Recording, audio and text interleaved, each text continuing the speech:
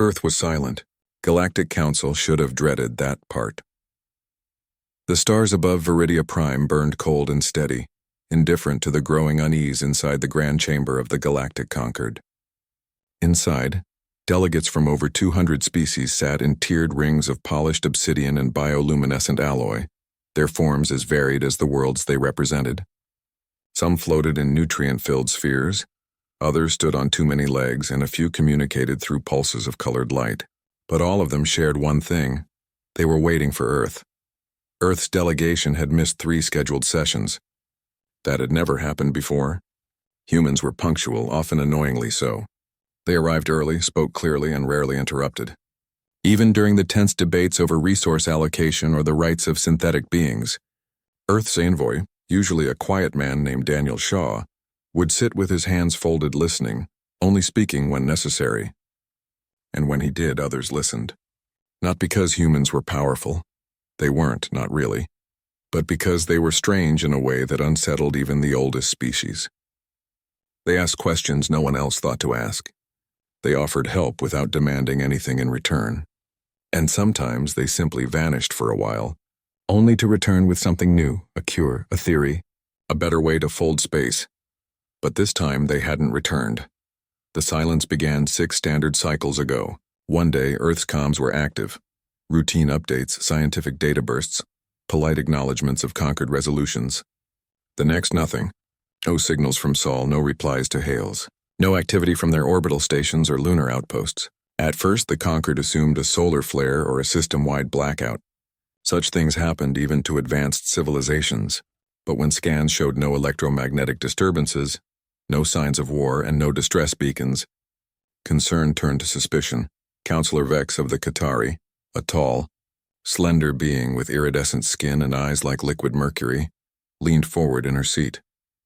"We must consider the possibility that Earth has undergone internal collapse," she said, her voice a soft hum that resonated through the chamber's acoustic field. "Their society has always been volatile, emotional. Perhaps they turned on themselves." Commander Jorlin of the Zenthari slammed a clawed fist onto his console. Sparks flew. "Or they are hiding something," he growled. His species valued strength above all else, and weakness, real or perceived, was met with swift action. They withdrew without notice. That is not diplomacy. That is deception. I say we send a scout vessel. If they are hiding weapons, we will find them. A murmur rippled through the chamber. Most members knew the Zenthari saw threats everywhere. But Jorlin wasn't entirely wrong. Earth had always been an enigma. They joined the Conquered only after centuries of isolation, and even then they shared little about their true capabilities. Their ships were slow, their weapons outdated, their colonies sparse. Yet they survived asteroid impacts, climate collapse, and even a brief but brutal civil war in the 22nd century. Every time they rebuilt, every time they came back quieter, smarter, and more determined. Leo Carter sat in the back row far from the main dais. He was young for a Conquered analyst, only 28 Earth years, and had been assigned to the Human Affairs desk more out of bureaucratic necessity than merit. But Leo had spent years studying human history, culture, and communication patterns.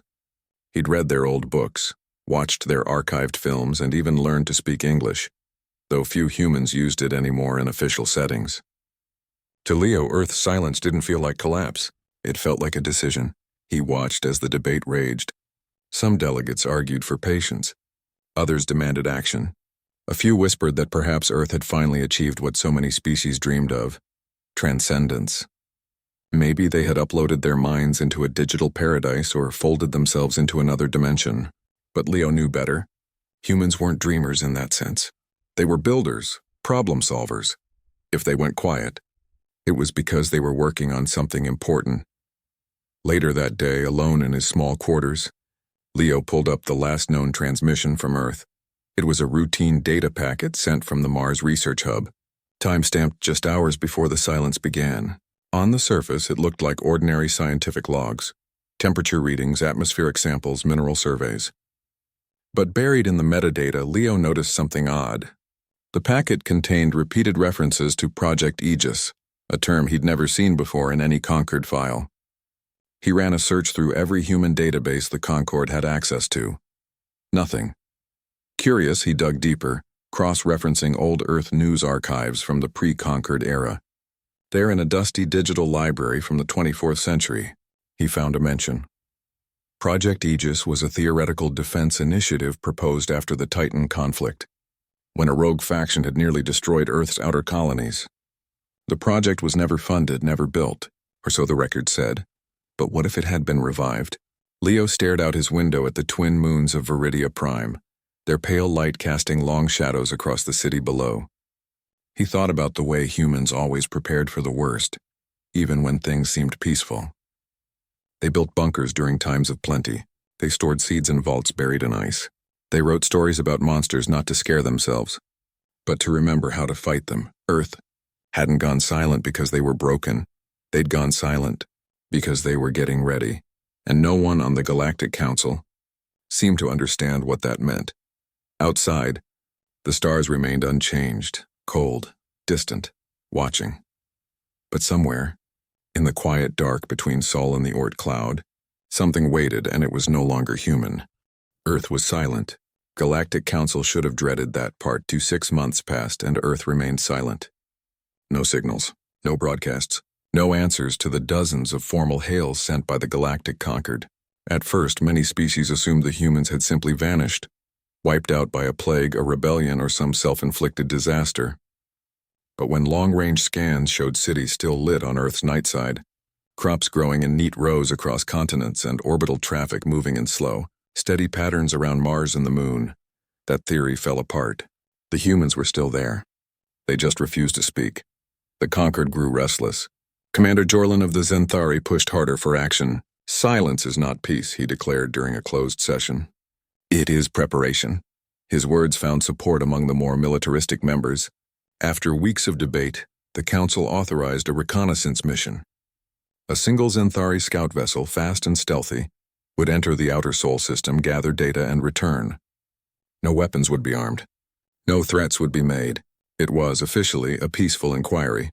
The ship launched under the cover of a solar storm near the Viridian border. It carried a mixed crew of Zenthari and one Qatari observer, chosen for their calm judgment. Their orders were clear: observe, record, retreat. Do not provoke. They never made it past the orbit of Neptune. One moment, the ship's sensors showed empty space, the usual cosmic background noise and the faint heat signature of distant ice giants. The next, all systems went dark. Not damaged, just off. Like someone had flipped a switch. The engines died. The lights dimmed. Even the emergency beacons failed to activate. The last transmission received by the Concorde was a single burst of static, followed by 3 seconds of silence. Then nothing. When the ship failed to check in, panic spread. Jorlin demanded a second mission. This time 2 frigates were sent, larger, better shielded, with redundant power cores. They crossed into Sol space with full sensor sweeps and active comms. For 3 days, they reported normal conditions. Then on the 4th day, both ships vanished in the same way. No explosions, no debris, no distress calls.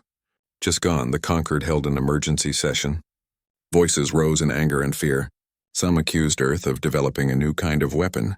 Others whispered that the humans had made a pact with an ancient hidden power. A few even suggested that Earth had become a trap, a lure for the curious and the arrogant. Leo Carter watched the chaos from his usual seat in the back.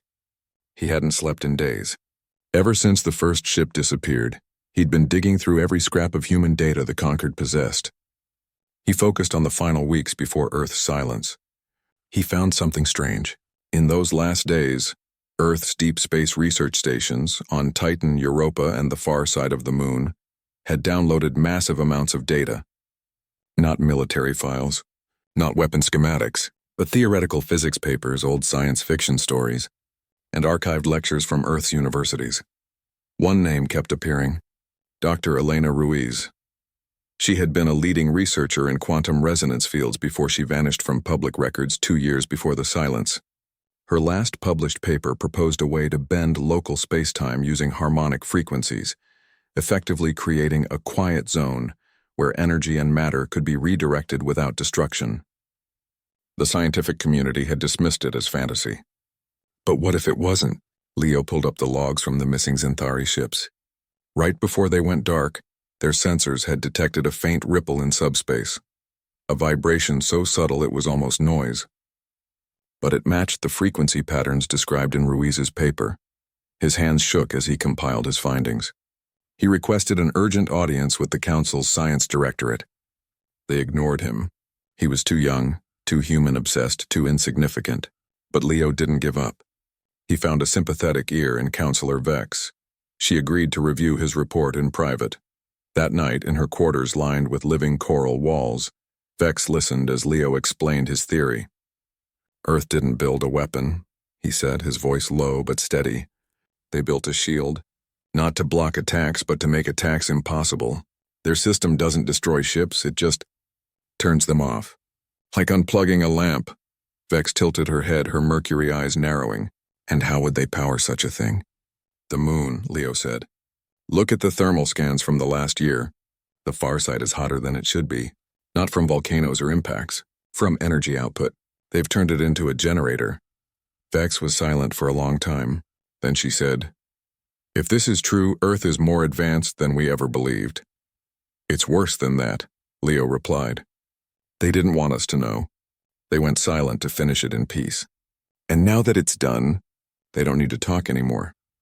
2 days later, against all protocol, the Concord sent a third mission. This time a full frigate, Xanthari again, but with Qatari oversight. They were told to stay beyond the orbit of Uranus, use passive sensors only, and retreat at the first sign of anomaly. They didn't listen. Driven by pride and fear, the frigate's captain pushed deeper past Saturn toward the asteroid belt. There, the ship's logs showed a sudden spike in background radiation, then a drop to absolute zero. All systems failed. The ship drifted dead in space, but this time, something different happened. Instead of vanishing, the frigate was found 3 days later, towed gently to a stable orbit just outside Neptune's ring system. Its crew was alive, unharmed, confused. Their ship's systems rebooted as if nothing had happened. When questioned, they reported no enemy contact, no weapons fire, no boarding. Only a strange hum like a lullaby, right before everything went dark. The message was clear. Earth could have destroyed them, but they chose not to. Back on Viridia Prime, the mood shifted from anger to dread. Even Jorlin fell silent. Leo sat alone in his room, staring at a star map of the Sol system. He knew what came next. The Concord would either back down or make a terrible mistake. And Earth, hidden behind its silent shield, would be ready either way.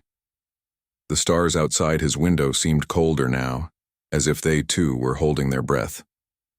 Earth was silent. Galactic Council should have dreaded that part 3. The Concord's fear grew like a slow infection. After the frigate was returned, unharmed, untouched, yet utterly humiliated, many species began to whisper that Earth was no longer just a member of the galaxy. It had become something else, something beyond understanding. Counselor Vex called for restraint, urging the assembly to study, not strike. But Commander Jorlin's voice grew louder, fed by shame and the need to prove Xanthari's strength. They toy with us like children, he snarled during a heated session. We must show them we are not afraid. Leo Carter watched from the shadows, his report still ignored by most. He knew the truth was worse than anyone imagined. Earth hadn't just built a shield. They had reshaped their entire world into a fortress. Using old data and new observations, Leo pieced together what the humans had done. The moon was no longer a rock in the sky. It was hollow. Inside, vast shipyards hummed with activity, building vessels unlike anything in the Concord's databases. These ships had no weapons ports, no visible engines, no communication arrays. They moved without exhaust trails, turned without inertia, and vanished from sensors the moment they chose to. Worse, Earth itself was wrapped in a field of folded space, a bubble of quiet reality that bent light, energy, and even thought. Scans bounced off it like rain off glass. Probes sent into it simply stopped transmitting, not because they were destroyed, but because they were no longer in the same universe. It was as if Earth had stepped slightly out of sync with the rest of existence. Leo tried again to speak. This time he went to the Science Directorate with hard evidence: thermal anomalies from lunar craters, gravitational ripples near Earth's poles, and strange energy echoes that matched no known technology. One elderly Qatari scientist named Mira listened. She had studied ancient human myths and recognized the pattern. They call it Aegis, she told Leo quietly. In their oldest stories, Aegis was a shield carried by their gods. Not to attack, but to protect so completely that no enemy would dare strike. But why now? Leo asked. Because they saw what we are, Mira replied. We are not united. We argue over scraps while ignoring real threats. We demand answers but offer no trust. To humans, silence is the last language of peace. If you do not understand it, you are not ready to hear them speak again. Meanwhile, the Conquered made its decision. Ignoring Vex's warnings and Mira's quiet counsel, the majority voted to send a joint task force into Sol space. Not for spying this time. For demonstration. 5 Xanthari dreadnoughts, 3 Qatari cruisers, and 2 neutral observers from the Helion Collective would enter Earth's orbit under a banner of peaceful inquiry. They would broadcast a formal demand. Earth must rejoin the Conquered, explain its silence, and dismantle any unauthorized defense systems. If they refused, sanctions would follow. Trade embargoes, exclusion from shared knowledge networks, and, if necessary, containment. The fleet launched with great ceremony. News feeds across the galaxy covered it as a historic moment. Some called it brave, others called it foolish. Leo watched the departure from his small room, his stomach tight with dread. He knew Earth would not fire, but he also knew they would not yield. The task force crossed into the Sol system without incident. Past Jupiter, past the asteroid belt, past Mars, now a quiet world of green fields and silent domes. As they approached Earth's orbit, they activated their comms and broadcast their message in every major galactic language, including English. This is the Galactic Conquered. We come in peace, respond. No answer came. Then, without warning, every ship in the fleet lost power, not gradually, instantly. Lights dimmed. Engines died. Life support switched to minimal backup. Even the artificial gravity flickered out, sending crew members floating in sudden silence. Alarms blared, then cut off as if muted by an unseen hand. Sensors showed nothing. No energy beams, no missiles, no boarding parties. Just a soft, resonant hum that seemed to come from everywhere and nowhere. For 3 hours, the fleet drifted helpless. Then, gently, as if guided by invisible hands, each ship began to move. Not toward Earth, away from it. Toward the outer dark. The dreadnoughts, each the size of a small city, were nudged like toys across the void, their massive frames turning without resistance. No damage was done. No lives were lost. But the message was absolute. You are not welcome here. You are not a threat. You are not in control. When the fleet finally rebooted beyond Neptune's orbit, their systems showed no signs of tampering. It was as if they had simply slept. The Xanthari captain, once proud and loud, spoke only one word when debriefed. Impossible. Back on Viridia Prime, panic turned to shame. The Concord had been shown its place, not through violence but through calm, total dominance. Earth hadn't raised a weapon. They hadn't even spoken. They had simply said no in a way the galaxy could not ignore. Leo sat in the empty observation deck, watching the stars. He thought about the humans he'd read about, the ones who built libraries after wars, who planted trees in bomb craters, who sent messages of peace into the void long before anyone answered. They hadn't changed. They had just stopped pretending they needed permission to survive. Project Aegis wasn't a weapon. It was a promise. A promise that Earth would never again be at the mercy of others, that they would protect not just themselves but the very idea of peace, even if it meant standing alone in silence. And now, the galaxy had to decide. Would they respect that silence? Or keep testing it until it broke? The stars offered no answer, only quiet. Earth was silent. Galactic Council should have dreaded that. Part 4, the return of the task force, broke something inside the Galactic Conquered. It wasn't just the loss of pride. It was the realization that Earth held power beyond comprehension, and chose not to use it cruelly. That was more terrifying than any weapon. The Xanthari demanded war. The Qatari called for immediate diplomacy. Smaller species whispered about leaving the Conquered altogether, fearing they would be caught in a conflict they could not win. The chamber, once a place of order, became a storm of voices, none of them sure what to do next. Commander Jorlin stood before the council, his armor dented from the silent journey back, his voice raw. They humiliated us, he said. They treated our fleet like driftwood. If we do nothing, every species will see us as weak. We must act, not with more ships, but with unity. A full blockade. Cut off Earth from all trade, all data streams, all contact. Let them rot in their silence. But Counselor Vex rose slowly, her iridescent skin dim with sorrow. Blockade? She asked. With what? Our ships cannot enter their space. Our signals cannot reach them. Our laws mean nothing to them. A blockade is a threat only if the other side cares. Earth has shown us they do not. The room fell quiet. She was right. Earth had not asked for resources. They had not begged for aid. They had not even tried to explain themselves. They simply existed, wrapped in their quiet shield, and dared the galaxy to challenge them. And the galaxy had tried and failed. Leo Carter watched from his usual place unnoticed. He had stopped trying to speak in the main sessions. No one listened to a junior analyst, especially one obsessed with humans, but he kept working. Night after night he studied the patterns of Earth's silence. He noticed something others missed. The silence wasn't total. Every 7 days, for exactly 17 seconds, a faint pulse of energy rippled from the moon. Not a message, not a signal, but a harmonic echo, like a heartbeat. It matched no known code, but it was regular, deliberate. He showed it to Mira, the old Qatari scientist. She listened, then closed her eyes. They are not hiding, she said softly. They are waiting. For what? Leo asked. For us to remember. Meanwhile, the Concord fractured. The Xanthari began building new ships, larger and more heavily shielded, claiming they had found a way to resist Earth's field. The Helian Collective quietly withdrew their ambassadors. Trade routes shifted. Fear spread like a slow poison. Species that once shared technology now hoarded it. Suspicion replaced cooperation. The unity the Concord prided itself on was unraveling, and Earth hadn't fired a single shot. Then came the worst news yet. Human colonies beyond Sol, on Proxima b, on Tau Ceti, on the icy moons of Glisa, had also gone silent.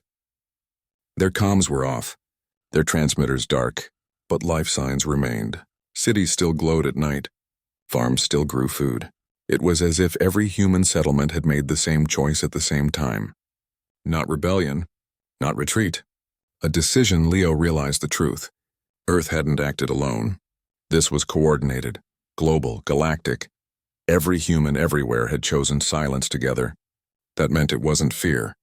It was trust, in each other, in their plan, in whatever Project Aegis truly was. One evening, Leo received a private message. It was from Vex. She asked him to meet her in the archives, a quiet place deep beneath the Concord spire where old records were kept. When he arrived, she handed him a data crystal. This was recovered from the last human transmission before silence, she said. We thought it was noise, but I think you'll see something else. Leo plugged it in. The file was labeled Final Broadcast, Solnet Archive. It contained hours of ordinary footage.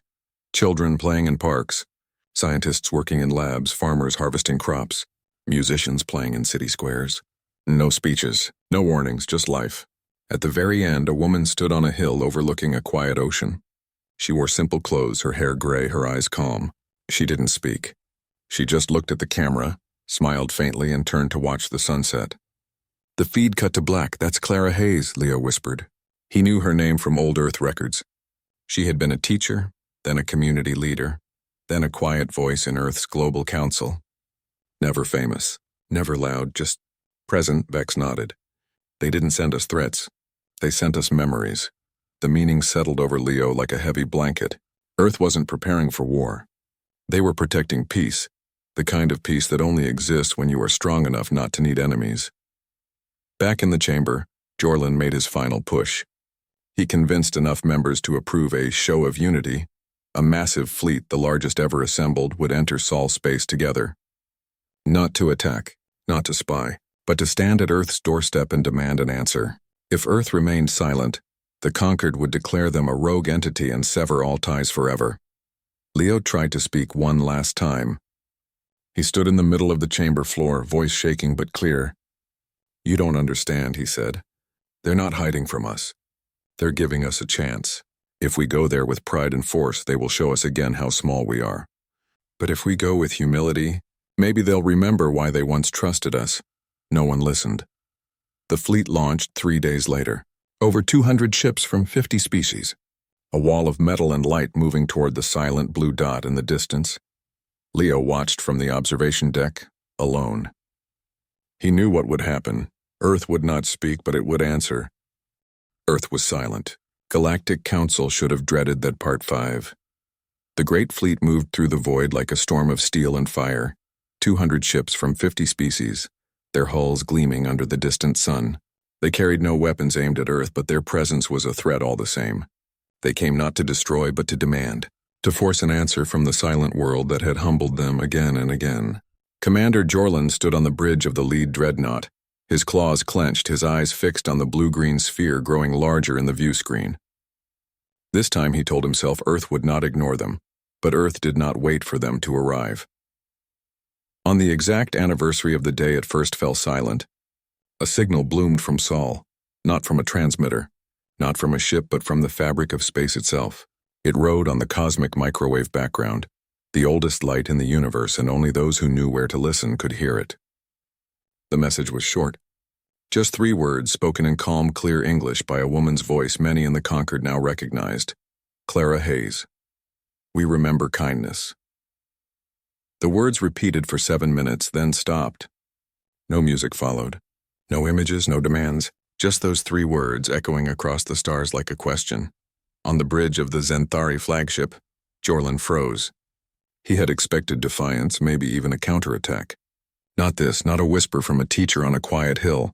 Around him his crew stood silent, confused. Even the machines seemed to pause as if listening. Across the fleet, the same moment unfolded. Qatari pilots lowered their hands from weapon controls. Helion navigators stopped plotting escape routes. Young officers who had never met a human stared at their screens, wondering what kindness Earth remembered and what it expected in return. Then, without warning, every ship in the fleet lost power. Not violently, not painfully, just gently like a parent turning off a nightlight. Engines hummed to a stop. Lights dimmed to a soft glow. Artificial gravity softened until everyone floated, weightless in the quiet dark. Alarms did not sound. Panic did not rise. Instead, a strange calm filled the air, a hum low and steady like the sound of wind through tall grass. For the first time, the fleet saw Earth not as a target, but as a home. Through their dead sensors, their eyes alone showed them the truth. The planet below was alive. Green forests stretched across continents. Rivers wound through valleys. Cities glowed with warm golden light. Not the harsh glare of war, but the soft pulse of life. And around it all, the moon hung like a silent guardian, its surface smooth, its secrets kept. No ships rose to meet them. No weapons tracked their position. Earth simply let them float there, helpless but unharmed, as if to say, "You are not enemies. You are guests who forgot how to knock." After 3 hours, power returned. Not all at once, but slowly, like dawn. Engines restarted. Lights brightened. Gravity settled back into place. And then, just as gently as they had been stopped, the fleet began to move, away from Earth back toward the outer system. No force pushed them. No commands were given. It simply felt right to leave. When they returned to Viridia Prime, the Concorde was changed. The shouting had stopped. The fear had cooled. In its place was something rare, humility. Even Jorlin did not speak of war. He sat in his quarters for days, replaying those 3 words over and over. We remember kindness. What had Earth seen in the early days of contact? A Zenthari medic saving human children during the asteroid crisis on Ceres. A Qatari scholar sharing star maps that helped Earth find clean water on Mars. A Helion trader giving extra fuel to a broken-down human freighter. Asking for nothing in return, Earth remembered. And now, it was asking if the galaxy remembered too. Leo Carter stood on the observation deck watching the twin moons rise. He knew Earth would not speak again soon. They had said all they needed to say. The rest was up to the rest of them. In the weeks that followed, the Concorde did something it had never done before. It voted not on punishment, not on power, but on peace. They passed a resolution honoring Earth's right to silence. They reopened old aid channels to human colonies, not as a demand, but as an offering. They even began teaching young diplomats about human history, not as a curiosity, but as a lesson in restraint, resilience, and quiet strength. No one knew if Earth heard them. No signals came back, but sometimes, late at night, Deep space monitors picked up that same 17-second pulse from the moon, the soft, steady beat that Leo had first noticed. And now, when they heard it, they did not call it a mystery. They called it a promise. The galaxy had learned the hardest truth: silence is not weakness. It is the sound of a world that no longer needs to prove itself. And Earth, wrapped in its shield of folded stars, waited, not for war, not for surrender, but for the day when kindness would be enough again. The stars burned on, quiet and patient, and for the first time in a long time the galaxy listened,